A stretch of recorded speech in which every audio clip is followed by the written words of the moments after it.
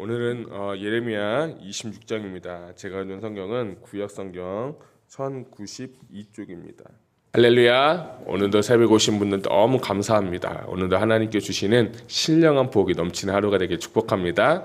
자, 오늘 제가 설교 제목을 성언 운반 일념이라는 제목으로 말씀 나누고자 합니다. 단락구분 4개로 했는데요. 1절부터 9절은 예레미야의 예언, 10절부터 15절은 종교 지도자들의 반응, 16절부터 19절은 백성들의 반응, 20절부터 24절은 우리아의 죽음. 이렇게 제가 제목을 나누고 단락을 나누고 제목 붙여봤어요. 자, 오늘은 또 예레미야 26장인데요. 오늘 26장의 배경이 시대를 먼저 보게 되면 시대를 보니까 유다의 왕 요시야의 아들 여호야김이 다스리기 시작한 때라고 하면서 이제 우리가 잘 아는 그 요시야김이 저 선한 왕이었는데 선한 왕이 죽고 그리고 나서 그 아들 여호야김이 이제 막 통치하기 시작하는 그 시점 초기에 이렇게 전한 말씀이에요. 특별히 그때는 왕이 죽었으니까 사회적으로 얼마나 많이 힘들었겠어요. 근데 그럴 때 이제 여호와의 말씀 이제 예레미야 임해서 전하는 말씀인데 오늘 2절에 보니까 어디서 했냐 보니까 2절 상반부 보면 여호와께서 이와 같이 말씀하시니라 너는 여호와의 성전 뜰에 서서라고 하는 거 보니까 하나님께서 이스라엘 백성들이 예배하러 온 자들 성전 뜰에 있는 자들에게 말씀을 전한 거예요. 시대는 여호야김이 초기 시대, 장소는 어디냐면 성전 시대, 성전 뜰인데 예레미야 우리가 계속 봤지만 7장에서도 보게 되면 여호와의 집 문에서 전했고 19장에도 보게 되면 여호와의 진 뜰에서도 전했고 오늘도 읽은 말씀 26장에서도 보게 되면 여호와의 성전 뜰에서 말씀을 전했다. 그러니까 7장, 19장, 26장은 다 동일하게 성전에서 전한 말씀이라서 오늘 이 설교 주석가들은 뭐라고 하냐면 이것 또한 성전 설교다라고 하는 거예요. 그러니까 성전 설교하는 건데 성전에서 예언한 것은 사람들이 많이 있고 그들이 지금 예배하러 오는 자들에게 성전에서 하나님께서 이 예레미야를 통해서 말씀을 전했다라는 거예요. 저는 이제 7장, 19장, 26장 보면서 이 성전에 대해서 좀 말씀을 좀 나누고 싶습니다. 성전, 왜 그들에게 성전에서 전하게 했을까? 그들에게는 하나의 신앙과 정말 그들에게 특심 또는 열심, 그들에게 하나의 그 믿음이 있는데 그게 뭐냐면 우리 하나님께서 지은 성전은 절대로 무너지지 않는다라는 그런 하나의 믿음이 있었던 거예요. 어떻게 하나님께서 지으신 성전이 다윗 때부터 지어진 다윗과 솔로몬부터 지어진 그 성전이 무너진다는 건 그들에게는 상상도 할 수 없었던 일이고 아버지 때들 보면 선조들 보면 히스기야 때만 보더라도 아수르가 쳐들어와도 하나님께서 그 대군들을 물리쳐 주시고 이겼기 때문에 그들에게는 이 성전이라는 것 자체가 넘어진다는 것, 성전이 무너진다는 것은 절대로 상상할 수도 없었던 일이었고 그들에게서 성전, 믿음은 없지만 신앙은 없지만 성전 건물 특히 오늘날로 말하면 이 예배당에 관한 하나의 그 성전에 관한 우상이 그들 마음 가운데 있었던 거예요. 그래서 6절을 보게 되면 이것에 대해서 예레미야가 이들 신앙에 대한 믿음을 꼬집습니다. 내가 이 성전을 실로같이 되게 하고 이 성을 세계 모든 민족의 저주거리가 되게 하리라 하셨느니라 라고 하면서 예레미야가 이 얘기를 이렇게 예언을 했을 때 제 생각에는 이스라엘 백성들이 굉장한 충격이었을 것 같아요. 그리고 많은 사람들이 믿지 않았을 것 같아요. 여기 저번에도 말씀드린 것처럼 6절에 보면 실로라는 곳은 법궤가 안치되었던 곳이에요. 법궤, 하나님의 임재를 상징하고 법궤를 갈 때마다 전쟁에 나서 승리하고 실로에서 사무엘 시대 때 법궤가 안치되었던 그곳인데 그렇게 하나님께서 이 법궤와 하나님의 임재, 하나님의 영광, 하나님의 성전에 대한 그 절대적인 믿음에 대해서 이 예레미야는 당신들의 믿음이 잘못되었다는 것을 꼬집으면서 이 성을 세계 모든 민족의 저주거리가 되게 하리라. 야, 저는 이 말씀을 보면서 뭐 요즘 시대에 우리 교회 예배당 좋은 것도 많고 예배당 시설도 좋고 또 LED도 하고 조명도 화려하고 음향 시스템도 너무 좋고 의자도 너무 좋고 참 그런 거 우리가 좀 그래도 그런 교회 한번 가보고 싶잖아요. 예배당도 보면서 그냥 그런 걸 보면서 우리 안에 정말 이 예배당의 정말 중요한 목적이 뭘까 한번 저는 좀 생각을 해보게 되었어요. 하나님은 이스라엘 백성들에게 오늘날 현대 기독교인들에게 예배당 건물이 중요한 게 아니다라는 것을 다시 한번 좀 가르쳐주고 있는 것이 아닐까 하는 그런 마음을 제가 받았습니다. 여러분이 예배당은요, 이 교회는요, 하나님이 거하셔야 그때야 비로소 이 교회가 되고 하나님의 성전이 되는 것입니다. 신약 시대에도 예수님이 뭐라고 말씀하셨냐면 내가 이 성전을 헐고 사흘 만에 세운다라고 했어요. 그래서 그 종교 지도자들이 그 예수님의 말씀을 듣고 그걸 가지고 고발을 하게 되면서 그것이 하나의 근거가 됐잖아요. 그러니까 그 당시에도 바리새인들, 서기관들, 종교 지도자들은 그 성전에 대한 어떤 그 강박감, 성전에 대한 어떤 자신들의 그 프라우드가 있었다는 거예요. 이것은 절대 무너지지 않는다는 거예요.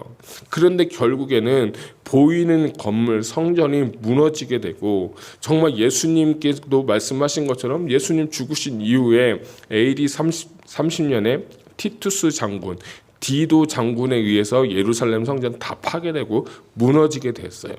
그러면 어떻게 됩니까? 그들의 믿음, 그들의 신앙이 잘못됐다는 걸 보여주고 있는 거예요. 특별히 고린도전서에 보게 되면 하나님의 성령이 너희 안에 거하는 것과 너희가 하나님의 성전인 것을 알지 못하느냐라고 주님은 또 다르게 성전에 대해서 사도 바울은 이야기하고 있는 거예요. 우리 각 사람 한 사람이 성전이라는 생각을 하고 살면 내가 이 하나님께서 거하시는 처소, 내가 거하시는 이 주님이 거하시는 이 몸이 성전이라고 생각하면 내가 하나님 앞에서 오늘도 거룩하게 살려고 좀 몸부림치지 않을까 하는 그런 마음을 제 마음 가운데 좀 받게 되었어요. 더 나아가서 저는 이 교회, 이 예배당에 그냥 사람이 많고 뭐 화려하고 그런 거 없어도 진짜 하나님이 인도하시고 하나님이 임재하시고 하나님이 거하시는 그런 성전이 되었으면 좋겠어요. 다윗은 다윗의 장막을 졌어요. 쉽게 말하면 데이비스 텐트예요. 되게 초라한 곳이에요. 근데 그곳에 가가지고 다윗이 맨날 24시간 동안 예배자들 세워가지고 찬양하고 경배하면서 그곳 가운데 하나님의 임재와 영광이 가득했어요. 그 아들 솔로몬은 하나님의 영광으로 하나님의 은혜로 아버지 다윗이 준비된 그 재료를 가지고 성전을 화려하게 지었어요. 처음에는 성전에 하나님의 임재가 있고 가득했는데 그 우상 숭배하고 나니까 하나님의 임재가 떠나갔어요. 임재가 떠난 성전의 그 결과가 무엇입니까? 결국에는 그 성전이 어떻게 됐습니까? 멸망하게 되고 무너지게 된 거예요. 저는 그러면서 오늘 아침에 저는 기도하면서 진짜 주님 이곳에 임재해 주세요. 이곳에 주님 한번 거해 주세요. 모든 육체가 하나님의 영광을 볼 수 있는 그런 성전이 되게 해달라고 제가 하나님께 기도했어요. 그래서 예레미야 이 7장, 19장, 오늘 읽은 26장도 왜 하나님의 이 성전에서 계속 이야기할까? 성전이 건물이 중요한 게 아니라 그 역할과 목적이 분명할 때에 그때야 비로소 진정한 교회와 성전이 될 수 있다는 것을 어떻게 보면 이스라엘 백성들에게 꼬집어주고 오늘 우리에게 주시는 말씀이 아닐까 저는 그렇게 믿습니다. 여러분, 우리 성전에 우리 행복한 교회 가운데 하나님의 영광, 하나님의 임재가 가득하기를 여러분 기도해 주시면 감사하겠습니다. 자, 2절 제가 하반부를 읽어드릴게요. 유다 모든 성읍에서 여호와의 성전에 와서 예배하는 자에게 내가 내게 명령하여 이르게 한 모든 말을 전하되 한마디도 감하지 말라 라고 하면서 저는 마지막에 보면 모든 말을 전하되 한마디로 감하지 말라. 그러니까 이 하나님께서 예레미야에게 내가 내게 말한 말 넣거나 빼거나 하지 말고 진짜 하나님의 말씀을 그대로 전하라 라고 하는 거예요. 그래서 제가 이 말씀 보면서 하나 생각나는 단어가 있어요. 오늘 설교 제목은 성언 운반 일념이라고 하는데 성언이라는 건 뭐냐면 하나님의 말씀 또는 거룩한 말씀이죠. 운반 옮겨 나르다 또는 전달하다는 뜻이 있고, 일념이 중요한데 일념은 한 마음이죠. 그 다른 계산 없는 단일한 뜻을 말하면서 자기의 생각, 의도, 유익을 섞지 않고 오직 하나님의 말씀을 그대로 전하는 것을 뭐냐? 성언 운반 일념이다 라고 하는 거예요. 그러니까 예레미야를 통해서 우리가 배울 수 있는 오늘의 말씀은 뭐냐면, 우리가 하나님께서 우리에게 말씀을 주시면 그 말씀을 하나님의 말씀이라 믿고 과감하게 선포하고 과감하게 전할 수 있어야 되는 거예요. 제가 이게 유튜브 어떤 목사님 설교 듣다 보니까 이런 예언을 하시더라고요. 요즘 시대 때 어떤 성도님한테 성도님 이렇게 불러가지고 성도님 신앙생활 이렇게 하셔야 됩니다. 이렇게 하면은 지옥 갑니다. 이렇게 하면은 어렵습니다.라고 막 혼내거나 가르치거나 혹은 야단치면 목사님이 뭐라고 하냐면 성도님들이 교회를 이제 그만 나온대요. 교회를 그만 나오니까 이제 그것 때문에 무서워서 그런 얘기를 못 한다고 합니다. 그래서 반대로 얘기하는 게 뭐냐면, 어떤 분이 이제 몸이 너무 아픈 거예요. 그래서 이제 병원에 갔는데 이 의사가 당신 담배를 피거나 술을 마시거나 이런 거 하면 죽습니다. 절대 하지 마세요. 뭐 운동을 많이 하세요. 라고 하는데요.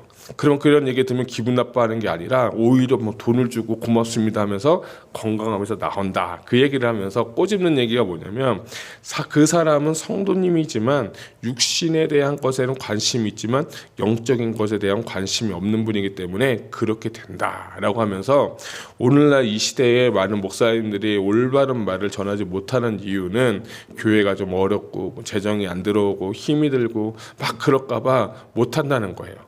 근데 목회자도 어떻게 보면 영적인 의사거든요. 영적인 의사인데 그 영을 다루는 시간이고 영을 다루는 사람이기 때문에 이분의 삶을 통해서 이 영혼이 살 수도 있고 이 영혼이 죄송하지만 죽을 수도 있는 거예요. 그래서 정말 이 육신의 삶은요 정말 뭡니까? 유한하잖아요. 길어봤자 100년, 더 살면 120년 사실 거잖아요. 근데 이 영원이라는 시간은 120년하고 이 시간 가운데 비교해보면 저는 점 하나에 불과하다고 생각해요.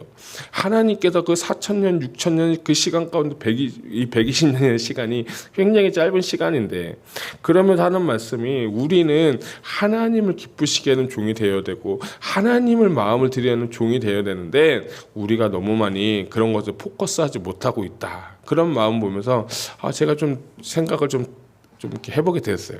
과연 나는 하나님 말씀을 과감히 전하고 있는가? 사도 바로 이야기합니다. 정말 우리가 하나님을 기쁘시게 할 거냐, 사람을 기쁘게 할 거냐. 사람을 기쁘게 하면 하나님의 종이 아니라고 했어요. 우리는요 하나님의 종이에요. 이거는 뭐 직분을 떠나서 우리 모두는 다 하나님의 종이에요. 하나님의 종이니까 사람의 종이 아니기 때문에 두려워할 자는 누구냐면 하나님밖에 없는 거예요. 주님 말씀하셨어요. 너희 육을 죽이는 자를 두려워하지 말고 너희 영혼은 영원히 멸하시는 자를 뭐하라? 두려워라고 했어요. 우리가 먹는 것 때문에, 평판 때문에, 우리가 뭐 인기 때문에, 어떤 뭐 소문 때문에, 그런 것 때문에 하나님 말씀을 과감하게 전하지 못하는 경우가 굉장히 많다는 거예요. 근데 저는 이 말씀 보면서 성언 운반 일념, 이게 진짜 오늘날 시대에 필요한 게 아닐까 싶습니다. 이거는 목사님들만, 선교사님들만, 사역자들만 있는 게 아니라 전도하는 우리 모두에게 하나님 주신 말씀이라면 과감하게 전할 수 있는 여러분 되시기를 바랍니다. 자, 이 예레미야가 그런 사람이 있어요. 성언 운반 일념으로 하나님의 말씀을 전하니까 우리 8절 한번 같이 읽어볼까요? 8절 읽겠습니다. 시작. 예레미야가 여호와께서 명령하신 말씀을 모든 백성에게 전하기를 마침에 제사장들과 선지자들과 모든 백성이 그를 붙잡고 이르되 내가 반드시 죽어야 하리라. 아멘. 여러분이 혹시 예레미야라고 한다면, 여러분이 이런 말씀 전하면 죽이라고 모함하고 그러면 여러분 하실 수 있겠습니까? 솔직히 저는 못할 것 같아요. 근데 흉내는 낼 수 있을 것 같아요. 근데 이 하나님은 이런 사람을 쓰시는 거예요. 진짜 하나님의 말씀, 하나님의 사람은요, 살고자 하는 자는 죽고 죽고자 하면 산다는 그 말씀처럼 진짜 하나님의 말씀, 내 안에 하나님이 진짜 계시나 살아계심을 믿는다면 그 믿음 갖고 하나님의 말씀을 전하는 거예요. 저는 이 말씀 보면서 죽인다는 말, 야, 너 죽인다는 거. 근데 복음서도 보고 신약도 보게 되면 예수님도 말씀 전하다가 죽었어요. 십자가 달려 죽으시고 이제 부활하셨지만, 뿐만 아니라 스데반은 어떻습니까? 하나님의 말씀을 전하다가 돌로 쳐서 죽임을 당했어요. 사도 바울은 사도행전에 보니까 가는 곳마다 유대인들이 와서 시기하고 방해하고 비난하고 그 헛소문 퍼뜨리고 돌에 맞고 죽을 뻔한 위기를 엄청나게 많이 느낀 사람이 누구냐면 사도 바울이에요. 그런 사람들이 하나의 신념이 있는데 그게 뭐냐면 성언 운반 일념이라는 그 마음이 있었기 때문에 그 말씀을 전하는 거예요. 예레미야도 저번에 말씀드렸죠. 내가 전하지 않고는 내 마음이 불붙는 것 같아서 견딜 수 없다는 그 마음이 예레미야 가운데 있었다는 거예요. 오늘날 이 시대 가운데 이런 말씀을 전하는 목회자가 있었으면 좋겠고, 이런 말씀을 전할 수 있는 그런 사람들이 일어나기를 소망합니다. 정말 그것이 정말 중요한 거예요. 그럴 때 하나님께서 역사하시는 거예요. 참 예레미야도 참 답답한 하나님의 말씀을 전하는데 13절 한번 읽어보겠습니다. 13절 같이 읽겠습니다. 시작. 그런즉 너희는 너희 길과 행위를 고치고 너희 하나님 여호와의 목소리를 청종하라. 그리하면 여호와께서 너희에게 선언하신 재앙에 대하여 뜻을 돌이키시리라. 아멘. 자, 13절 말씀을 읽었고 3절을 보게 되면 똑같은 비슷한 말씀이 나오는데 3절 이 상반부에 보면 그들이 듣고 혹시라는 단어, 이 혹시라는 단어에 하나님의 마음이 담겨 있는 거예요. 야, 이 사람들 말 안 들을 거 주님 다 알고 계세요. 이 사람들 이렇게 해도 결국에는 자기 마음대로 살다가 멸망당할 거 주님은 더 어쩌면 더 잘 알고 계셨을지도 몰라요. 그럼에도 불구하고 예레미야를 보내고 선지자들을 보내면서 혹시 한 명이라도, 단 한 명이라도 돌아오기만 한다면 얼마나 좋을까라는 그 생각에 하나님의 마음이 이 말씀 두 구절 가운데 저는 느껴지게 됐어요. 재앙을 내리는 게 하나님의 본심이 아니라 재앙이 일어나는 얘기를 듣고 한 명이라도 돌이켜서 하나님 앞에 오기만 하는 것이 하나님의 마음인 거예요. 마치 집 나간 그 아들, 집 나간 탕자를 기다리는 아버지의 마음처럼, 부모가 자식을 사랑하는 그 마음처럼 기다리는 그 하나님의 마음을 먼저는 예레미야가 알았고 그 말씀을 전하고 단 한 명이라도 하나님은 그 영혼이 돌아오기를 원하는 그 마음이 예레미야를 통하여서 이 3절과 13절, 저는 이 혹시라는 단어가 참 저에게 은혜가 됐어요. 딱 한 명만이라도 돌아오면 좋겠다. 우리가 창세기 계속 읽고 있는데 소돔과 고모르 성, 아브라함이 얼마나 기도하고 있습니까? 의인 한 명이 없어서 소돔과 고모르 성이 없어진 거예요. 그러니까 하나님은 그 성에, 그 교회에, 그 공동체에 의인 한 사람만 딱 있으면 그거 절대 멸망하지 않는다는 거예요. 저는요, 우리가 그런 사람이 되기를 소망합니다. 하나님은 그 교회에, 그 가정에, 어떤 그 공동체 가운데 이 사람의 믿음 하나만 보고서, 야, 내가 저 사람을 보면 믿을만 하겠다. 저 사람 예레미야처럼 내 말을 전할 사람 딱 한 사람만 있으면 하나님께서 그 마음을 전하고 그 말씀을 과감하게 전하는 그 한 사람을 통해서 이 공동체가 살아나고 교회가 살아나고 지역에 살아날 줄 저는 믿습니다. 여러분, 저는 그 사람이 여러분이 되시기를 소망합니다. 제가 또한 그런 사람이 될 수 있도록 기도해 주시기를 부탁드리겠습니다. 자, 그런데 이제 죽이자고 할 때 참 재밌는 게 있어요. 16절과 17절을 보게 되면 선지자들과 그 제사장들은 죽이자고 했는데 16절을 보면 고관들과 모든 백성이 제사장들과 선지자에게 이르되 이 사람이 우리 하나님 여호와 이름으로 우리에게 말하였으니 죽일 만한 이유가 없느니라. 17절 그러자 그 지방의 장로 중 몇 사람이 일어나서 온 백성의 온 회중에게 말하여 이르기를 하면서, 이 예레미야의 고발한 건 누구냐면 제사장과 선지자들이고, 그 이야기를 듣고 난 후에 반응은 제사장과 선지자는 죽이자고 그랬고, 오늘 말씀 보니까 고관들, 백성들은 죽이지 말자고 했어요. 자, 이걸 보면서도 참 이 시대 가운데 종교 지도자들이 참 그 타락한 모습들을 참 다시 한번 좀 보게 됩니다. 정말 예수님을 따라다니면서 방해한 사람들은요, 예수님을 모르는 그 일반 서민들이 아니라 종교 지도자들이 따라다니면서 예수님의 사역을 방해한 거예요. 저는 이걸 보면서 진짜 종교 지도자들, 소위 목회자들, 직분자들 이거 정말 중요하구나. 그들의 어떤 사상, 어떤 기득, 시기심, 이기심 이런 모든 것들로 진짜 사역을 막을 수도 있겠구나 하는 것을 제가 발견하게 됐어요. 특별히 십자가를 경험한 사람은 육신의 변화 가운데 내 마음의 생각과 판단을 십자가에 못 받고 육신의 눈으로 내 사고로 사람을 보고 판단하고 평가하는 것이 아니라 그 사람을 사랑하고 이해하고 용납할 수 있는 마음을 하나님께서 원하신다는 거예요.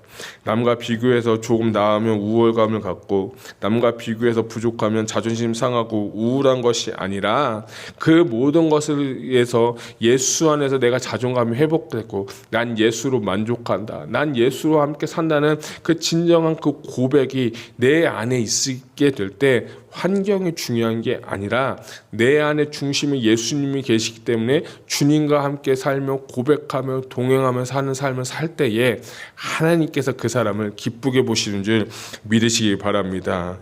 육신의 삶을 살면 늘 피곤하고 염려와 걱정과 비교 가운데 살지만 예수 안에 있으면 우리는 진정한 행복과 평화를 누릴 수 있습니다. 특별히 주님 말씀하셨죠. 너희가 진리를 알지니 진리가 너희를 뭐예요? 자유케 한다고 주님 말씀하셨어요. 이렇게 사는 사람들이 과연 몇 명이나 될까요? 진리를 발견하고 예수 안에서 행복하고 예수 안에서 모든 것부터 초월하여 자유하는 삶은 주님이 살기를 원하시는 거예요. 오늘 이 사람들도 마찬가지예요. 제사장들과 선지자들은 예레미야를 죽이기로 작정한 거예요. 저 사람 때문에 우리가 좀 인기가 없어지면 어떡하나. 저 사람 때문에 사람이 우르르 가가지고 우리한테 사람이 안 오면 어떡하나. 여러분 그런다 할지라도요. 여러분 주님이 말씀하시는 것을 순종하면요. 나중에 하나님이 보시고 평가하십니다.